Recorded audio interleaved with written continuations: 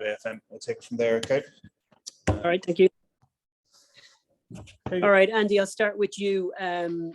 That's a remarkable result for a team that was supposedly in the doldrums, obviously 8 days ago, and I'm sure you will say you were down the dumps, but it's a big turnaround to get a result in Johannesburg like this.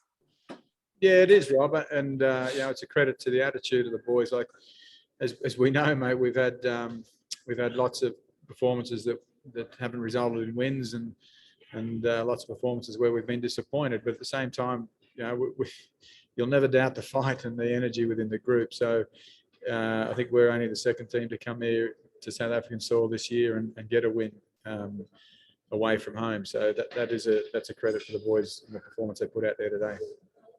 Andy, I don't have stats to measure this, but I'll put it to you that the attitude and the way the team fronted up defensively and work rate was superb today. Did you feel that, and how would you kind of assess that?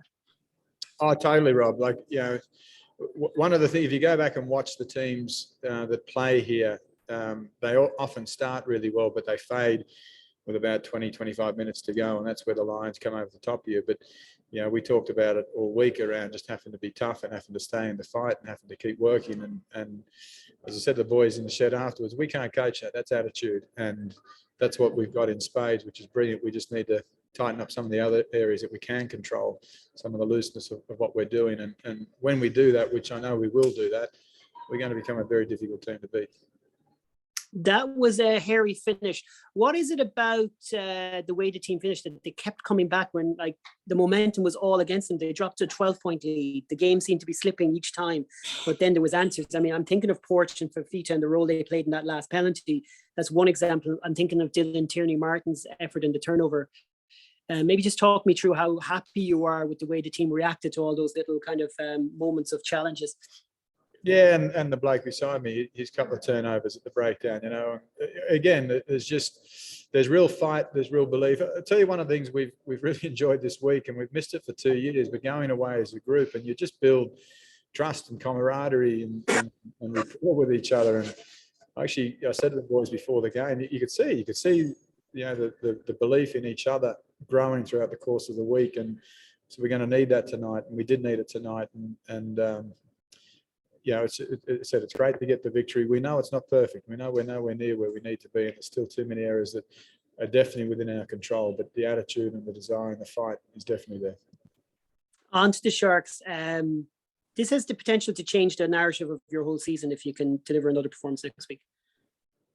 Yeah, well, listen, I think the narrative's already probably been set for us. We know we've been too inconsistent. So we know we can play good rugby. We know we can match it with anybody on the rugby field, but we've got to keep that consistency. So I don't think win, lose or draw, mate, I don't think it's going to change the narrative, because the stats will tell us at the end of the year that we didn't win as many as we wanted to win. So, but as we build this team and the style that we're playing, it's all part of that, Rob. So listen, our target is to go to the Sharks, to go to Durban and to try and be the first team to win all four. That'd be brilliant. Can we do it? Yeah, I do think we can do it. Really do. So we'll look after ourselves tonight. We'll head there and we'll give it the best shot. Keane, you're trying to set a record for the fastest try in the URC. You've come close a couple of times. That's another quick one. Great game. Well done. How happy are you now to be in the winner's enclosure after the last few weeks? Look, delighted. We kind of had to look at ourselves as a group culturally over the last couple of weeks. We did put in a performance, but we didn't get the result against Leinster, and then we kind of fell off in Leinster the following week. So we kind of had to look at ourselves as a group culturally and how we question each other and how we go about our business professionally. So I think it's a big thing for us that we just keep the consistency, and that's the big test for us now. Like when we go now to our Monday review, can people be prepped for that already? Can we hit the ground running on Monday and hopefully get 3 good days of training before we take on the Sharks on Saturday? In the way the Leinster game was lost, do you think it was perfect timing to get away? Did you need this week? Has it changed a few things within the group? I don't think there's ever a perfect time to lose a knockout game, to be honest. It's still stung no matter what, no matter how far away from it you are. But look, we're really close knit as a group, and we're able to back each other up. And the big thing is now we're starting to question each other.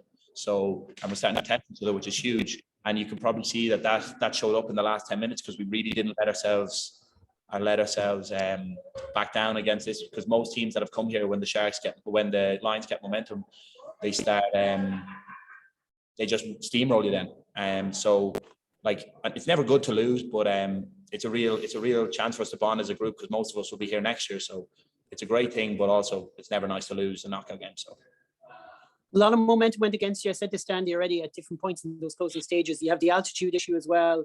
How did you regroup? What was it about what was said that allowed you to just reset and obviously force those turnovers, force those penalties after each score? Look, when they scored that try, I think it was the 12 scored the try, we were under the post and we didn't try and make this big inspirational speech. Bundy just said, listen, lads, we're sending a restart. We're going to put pressure on them. They're going to kick it back to us, and we're going to get a chance to score. And we just stayed in the next moment focus, and that really is what helped. And maybe weeks before that, we'd kind of been too big picture focused rather than that moment that was in front of our face. So I think that was a big thing that allowed us to kind of shift the momentum and really just eke out a win. And there's a big game next week now. A lot of people will say that's going to be that bit harder, maybe too much for you guys. You'll have to improve. Is it in you over the next few days to find that improvement? Yeah, look, definitely. It's probably been a struggle for us this season that we haven't backed up big wins. So it's a huge chance for us as a group to kind of build that culture. And so, like I said, it's down to us now how we approach Monday. If we hit Monday ground running, I've no doubt that we'll put ourselves in the best position to win the game. And obviously, they have a lot of Springboks playing, and it's a huge challenge for us. But what an opportunity to be the first team to win all 4 games in South Africa, or beat all 4 South African teams. All right, well done. Appreciate your time. Thank you. Thanks, Rob. Thank you very much. Thanks, Rob. Anyone else? Hi, yes. Evening, Keen. I just wanted to find out, you guys got off to a very strong, fast start, 15 minutes in. Did altitude start catching you guys there towards the back end of that first half? Because it looked like the puff went out a bit.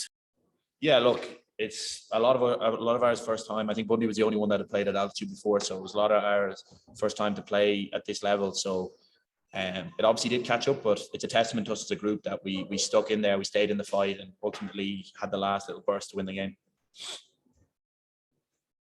And you're going down to Durban next week, as mentioned, and it could perhaps play in your favour a little bit due to the conditions back at home. Durban can be a little bit wet and slippery, and most importantly, the altitude factor is not going to be there.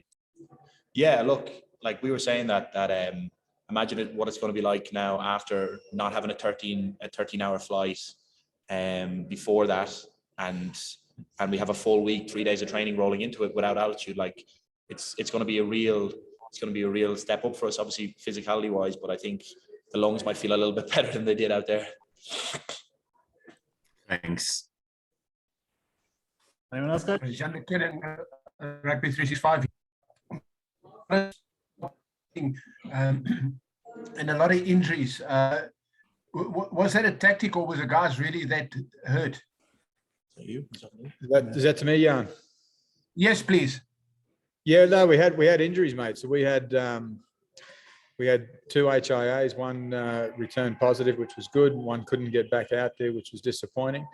We had one of our loose heads in the warm up, copped a knock to his eye, and his whole eye closed over. So we had our battles out there, mate, to try and keep 15 fit men on the park, and it was more coming out of our forward. So no, listen, that's the game of rugby. It's a physical game, as you know.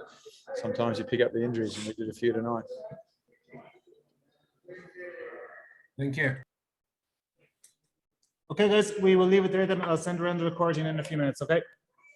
Thank you. Thank you.